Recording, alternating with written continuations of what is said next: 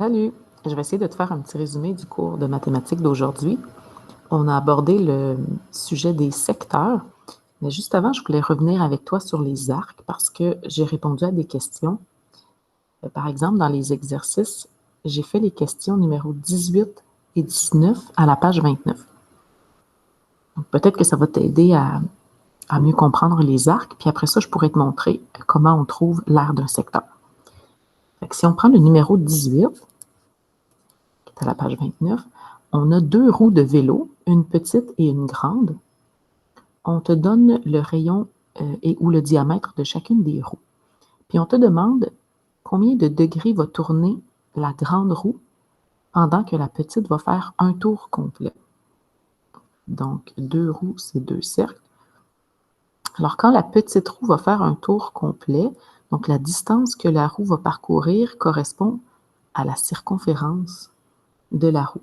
Donc, je vais aller chercher le rayon ou le diamètre de la petite roue.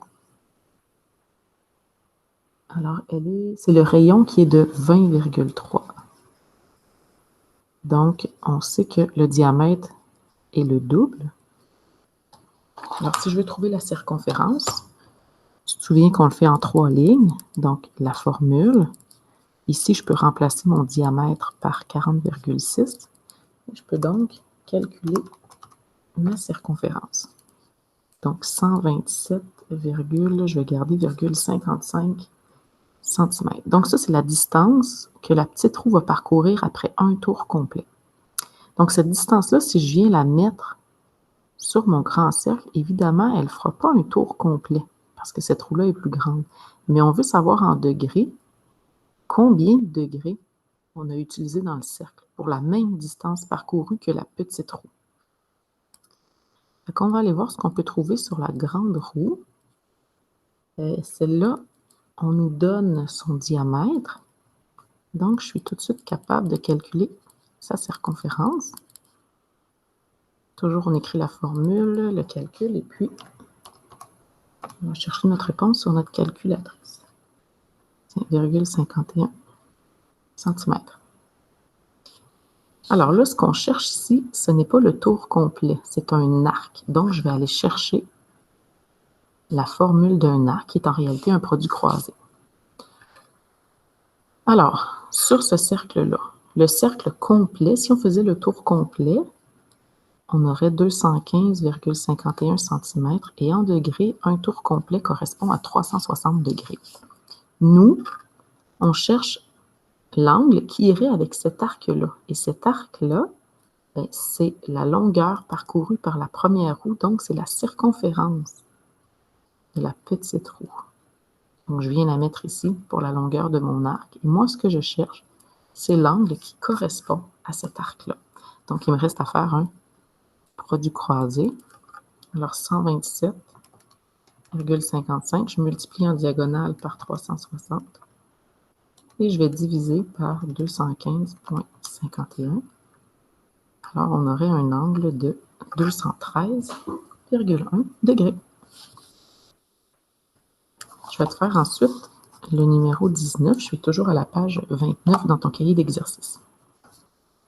Ici, on parlait d'un écran radar et on te donnait déjà deux arcs. Je vais essayer de les redessiner rapidement.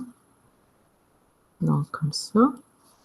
Le petit arc AB, on le voit sur le petit cercle. Donc, ce n'est pas le tour complet, c'est bien un arc, une partie de la circonférence. Et on a l'angle au centre de cet arc-là. Et dans cette situation-là, l'arc AB, je sais combien il mesure. On me dit que l'arc AB a une longueur de 36,91 km. Parce qu'on me parle d'un arc, je vais tout de suite placer ma formule qui est en réalité mon produit croisé. Et là, je vais essayer d'aller placer des informations dans mon produit croisé. Je sais que mon 360 degrés va toujours ici et qui fait toujours référence à la circonférence complète. Donc, nous, ce qu'on nous donne, c'est la longueur de l'arc AB. Donc, je vais venir placer ici. Et je sais, il est associé à quel angle. Donc, dans le dessin, on me donne l'angle ici qui est de 127,4 degrés. Donc, je réalise en entrant les informations que je connais que ce que je vais être capable de calculer, c'est la circonférence en faisant mon produit croisé.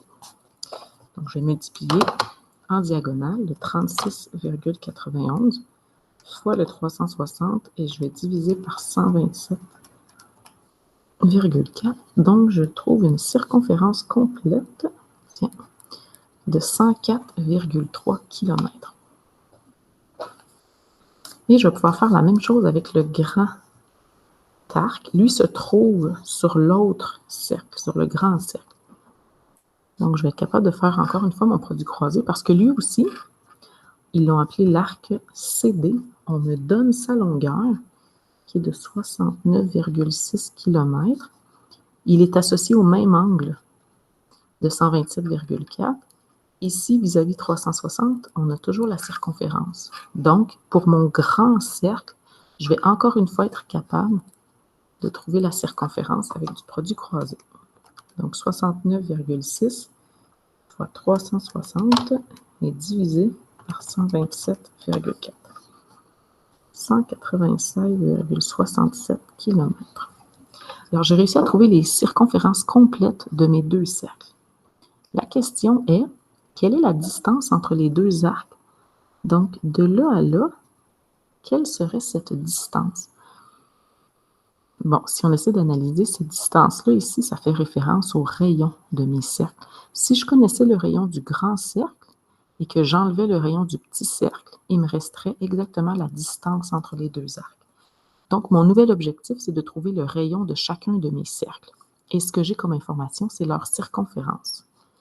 Mais je sais que je peux utiliser la formule de la circonférence qui devient une égalité algébrique. Donc, dans la circonférence, je viens inscrire mon 104,3 et je vais faire les opérations inverses. Donc, je vais me débarrasser du fois pi en faisant diviser par pi de chaque côté. 33,2 qui serait mon diamètre. Divisons-le en 2 et on aura le rayon. Donc, 16,6, c'est le rayon du petit cercle. Je vais aller faire la même chose avec le grand cercle. Alors, la circonférence, je viens lui mettre 196,67 qui est égal à pi fois le diamètre. Donc, je divise par pi de chaque côté. Et j'obtiens 62,6 qui est mon diamètre. Donc, nous, comme on veut le rayon, on va le diviser en deux. 31,3 le rayon du grand cercle et 16,6 le rayon du petit cercle. Donc, pour trouver l'écart entre les deux arcs, je vais soustraire mes deux rayons, le plus grand moins le plus petit, évidemment. Et il y a une distance de 14,7 km qui sépare les deux arcs. Voilà, donc je vais passer à la nouvelle matière aujourd'hui qui est un secteur. Je vais essayer de te montrer le parallèle entre l'arc et le secteur. Donc, un arc, c'est quand j'ai un cercle et que je ne veux pas prendre la circonférence complète, j'aimerais en prendre juste une partie. Okay, donc ça, on appelle ça un arc. Tiens, si je veux te montrer l'écriture mathématique, l'arc, il commence à A et il se rend jusqu'à B. Donc, en mathématiques, on écrirait AB. Et pour montrer que c'est un arc et non une ligne droite, je dessinerai un petit arc au-dessus. Donc, voici comment on écrit l'arc AB. Et chaque arc est délimité par un angle. Donc, peut-être qu'ici, c'est 110 degrés. Bon, j'ai inventé ça, peu importe la mesure de l'angle. Et si tu te souviens de la formule, le tour complet qui est la circonférence va toujours avec le 360 degrés complet d'un cercle. Je vais l'écrire en mathématiques, la mesure de notre arc AB irait avec son angle à lui. Dans ce cas-ci, j'avais mis 110 degrés. Et je pourrais faire du produit croisé selon les informations qu'on me donne. Bien, un secteur, c'est la même idée. C'est juste qu'ici, on partait avec la circonférence. Ici, on va utiliser l'aire. Donc, l'aire d'un cercle, ça serait la surface totale. Mais moi, si au lieu de vouloir toute la surface, j'en voulais juste une certaine partie. Évidemment, il faut que ça ait la forme d'une pointe de tarte. Ça pourrait être très, très grand, là, pourrait être très grande, ma pointe de tarte, mais voici ce qu'on appelle un secteur. Okay? Et lui aussi, bon, là j'ai dessiné, mais lui aussi, il aurait un angle à lui au centre.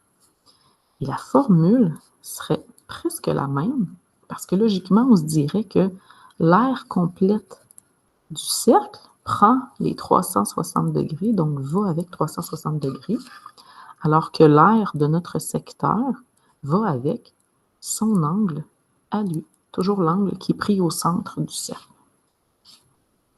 Donc, si on veut l'essayer avec nos exercices, si tu vas dans ton cahier à la page 30, donc en bas, la question numéro 2. Donc, je pourrais faire la première, par exemple, avec toi. 2A. Calcule l'aire de chacun des secteurs ombrés, donc chacun des secteurs gris. Si je te le dessine vite, vite, il y a 80 degrés ici. Et ici, on a mis un 5 cm. Donc, le 5 cm, c'est le rayon. Et 80, c'est l'angle du secteur qui m'intéresse. Je vais essayer d'écrire ma formule tout de suite pour le secteur. Donc, l'aire du cercle va avec 360 degrés. Nous, on sait que notre secteur a un angle de 80 degrés et on cherche son aire. Si je m'arrête ici, j'ai un problème parce que dans mon produit croisé, sur les 4 informations, j'en connais juste 2. Donc, impossible de faire mon calcul. Il faut toujours connaître au moins 3 informations sur 4. Donc là, je vais essayer de réfléchir. Ce que je cherche, c'est le secteur. Donc, ce serait étrange que je le connaisse déjà. Ça veut dire que l'aire, je dois être capable de la trouver. Et comme j'ai mon rayon, ben, c'est le cas. Je devrais d'abord aller faire un calcul à côté, qui serait l'aire de mon cercle. Donc, pi fois le rayon au carré, ici, qui mesure 5. Donc, pi fois 5 au carré. On n'oublie pas que 5 au carré, c'est 25. Hein, c'est pas 10. Donc, sur ma calculatrice, j'obtiens 78,54 cm². Ça, c'est l'aire de tout le cercle. Donc, dans ma formule, je peux venir placer mon 78,54, toujours vis-à-vis le 360 complet du cercle. Je cherche toujours mon secteur et je sais qu'il a un angle au centre de 80. Alors, je vais pouvoir faire le produit croisé. Je vais écrire plus précisément R du secteur qui sera égal à... Alors, je vais faire 80 fois 78,54 divisé par 360. Mon secteur, il a une petite aire de 17,45 cm².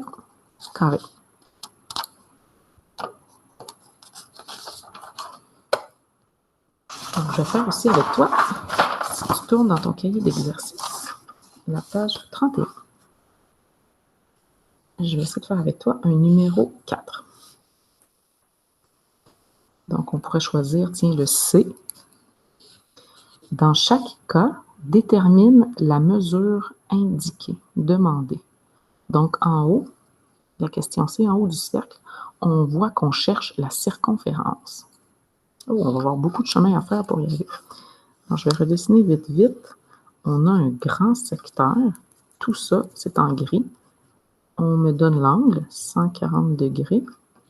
Et on me donne l'aire du secteur, sa surface. Donc, comme c'est un secteur, je ne me pose pas trop de questions pour l'instant, puis je vais aller chercher ma formule pour le secteur. Là, je vais essayer de voir ce que je connais. Bon, l'aire de tout le cercle, c'est sûr que je ne l'ai pas. Mon 360, je sais qu'il va là, par exemple. L'aire de mon secteur, on me la donne, et son angle, on me le donne aussi. Donc, j'ai 3 informations sur 4. Je vais être capable, avec ça, de trouver l'aire. Alors, je vais multiplier en diagonale 47 fois 360 divisé par 140. Alors, 120,86 cm², ce serait l'aire de tout le cercle. Alors, je me repose la question. Moi, je cherche la circonférence. Logiquement, pour trouver la circonférence, on a besoin du diamètre. Moi, là, ce que je connais pour l'instant, c'est l'aire. Mais je sais que ma formule de l'aire pourrait me permettre de retrouver mon rayon, parce que ça devient une égalité algébrique. Donc, je pourrais venir mettre dans l'aire mon 120,86. Et là, ici, attention, la première opération que je dois absolument faire, c'est la division par pi. Je ne veux pas faire ma racine tout de suite. Donc, je divise par pi et j'obtiens 38,47. Et il reste à droite le rayon au carré. Donc, c'est à ce moment-ci que pour se débarrasser de l'exposant 2, on fait une racine. On la fait de chaque côté. Alors, le rayon nous donne 6,2. Donc, on est habitué. Si on veut le diamètre, plutôt, on double le rayon, donc 12,4. Comme j'ai mon diamètre, je vais enfin pouvoir calculer ma circonférence. Je prends ma formule et mon diamètre, maintenant que je le connais, je viens le multiplier par pi. Alors, 12,4 fois pi, 38,96 cm. Alors, je suis passé d'un secteur à l'aire, au rayon, diamètre et à la circonférence. Donc, je ne sais pas si tu te souviens de mon petit schéma. Rayon, diamètre, je les mettais toujours ensemble parce que pour moi, c'est presque la même mesure. On était capable de calculer une circonférence et de là, on pouvait trouver un arc. Dans l'autre sens, à partir de mon rayon, je pouvais trouver l'aire, puis à partir de l'aire, je pouvais me rendre à un secteur. Donc, dans cet exercice-là, on est parti d'un secteur, on a retrouvé l'aire de notre cercle qui nous a permis de retrouver notre rayon diamètre et on a pu calculer notre circonférence. Voilà, j'espère que ça t'a aidé. Donc, aujourd'hui, on a appris ce que c'était un secteur, comment calculer son aire, comment utiliser la formule du secteur. Donc, dans tes exercices, maintenant, tu connais tout le chapitre sur le cercle. On va toujours utiliser ces 5 éléments-là. Alors, tu peux avancer ton cahier, tu peux le terminer. En classe, on va se donner 2 périodes pour terminer les exercices du secteur et la fin du cahier. Ensuite, je vais vous distribuer des documents de révision, puis on se fera des pratiques de situation problème. Voilà, à bientôt!